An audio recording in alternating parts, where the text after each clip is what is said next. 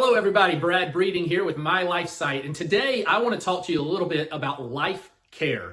Now, if you've followed our website or our blog and some of the other content we put out there, you've seen some of, hopefully you have an understanding of what Lifecare is. But just very briefly, Lifecare is one type of contract, of a residency contract offered by continuing care retirement communities, also called CCRCs or life plan communities. So, among all the different CCRCs out there, there's different types of contracts. One of those is a life care contract. Now, let's talk about what that means, because there is a lot of confusion around this. With a life care contract, typically the way that is worked, if we call it, say, a true life care contract, what that basically means is that when somebody moves into that community and whatever they're paying to live there, obviously if they're in a higher cost or a larger, say, home or apartment, they're going to pay more.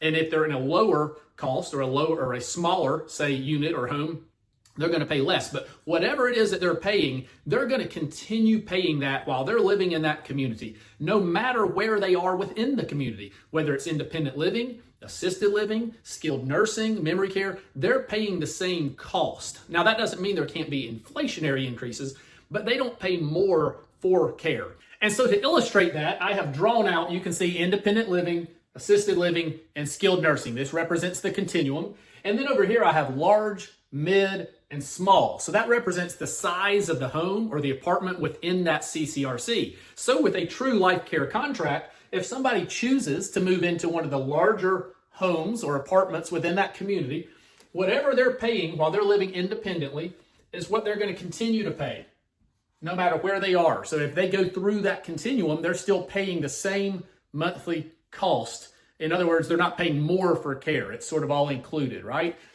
Same with mid-size and small. Somebody's in a smaller residence, they're paying less per month, but they're going to continue to pay the same thing as well. Now, some people will say, well, that doesn't make sense, but others will say, well, it's their choice. They can choose where they want to live and how much they want to pay here, and then that's what they'll continue to pay no matter how long they're in that community.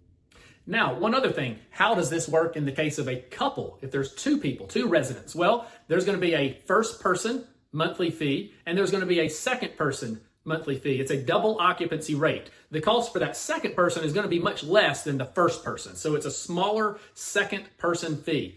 So if you think about how a true life care contract works, no matter where either resident is within this community, they're going to continue paying that double occupancy rate. So that double occupancy rate is going to stay the same no matter who or which of those two residents need care at any given point. It doesn't matter. So they're going to continue paying that life care double occupancy rate. So now I want to talk about another type of life care contract, or say a twist on a true life care contract. It's often called equalized rate life care.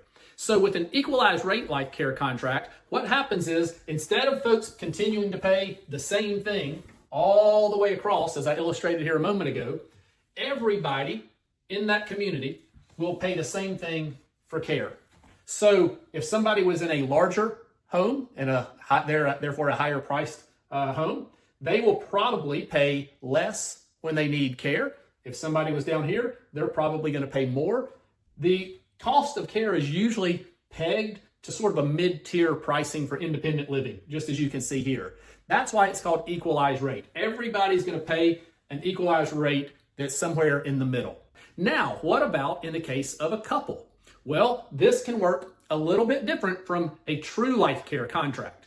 With this one, just like before, you have first person and second person monthly fee. However, the difference with this is that each person, when they need care across this continuum, they're going to pay this cost.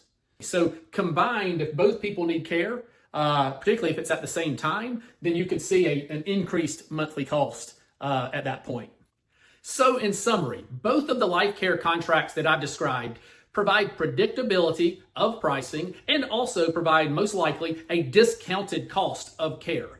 The difference, of course, is once that resident needs that care, whether they continue to pay the same cost they were paying before or whether all of the residents pay that same equalized rate. And that's particularly important to understand in the case of a couple. I hope you found this information helpful. There's a lot of stuff out there when it comes to senior living. So if you're enjoying these videos and you're learning something from them, I hope you'll give us a thumbs up or a like. And if you want to make sure to see more of these videos, click subscribe or follow so that you'll be notified when these videos come out.